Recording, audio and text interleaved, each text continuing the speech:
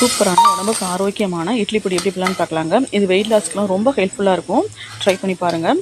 நான் வந்து கடலைப்பருப்பு துவரம்பருப்பு ரெண்டும் சேர்ந்து 2 கப் எடுத்துக்கிறேங்க. அதை நல்லா ட்ரை ரோஸ்ட் பண்ணிக்கலாம். அதுக்கப்புறம் நிலக்கடலை 1 கப் எடுத்துக்கிறாங்க, அதையும் ட்ரை ரோஸ்ட் பண்ணிக்கலாம். பொட்டுக்கடலை வந்து அது 1 கப்பு, பாசிப்பருப்பு 1 கப்பு, பொட்டுக்கடலை 1 கப்பு, கொள்ளு 1 கப்புங்க. அதுக்கப்புறம் எல்லாத்தையுமே இது தனித்தனியாக வணக்கிக்கலாம். கருவேப்பிலை 4 கொத்து போட்டு அதையும் நல்லா வறுத்துக்கலாங்க. அதுக்கப்புறம் வரமிளகா வந்து ஒரு 12 வரமிளகா எடுத்துருக்குறேங்க, அதுவும் நம்ம ட்ரை ரோஸ்ட் பண்ணிக்கலாம்.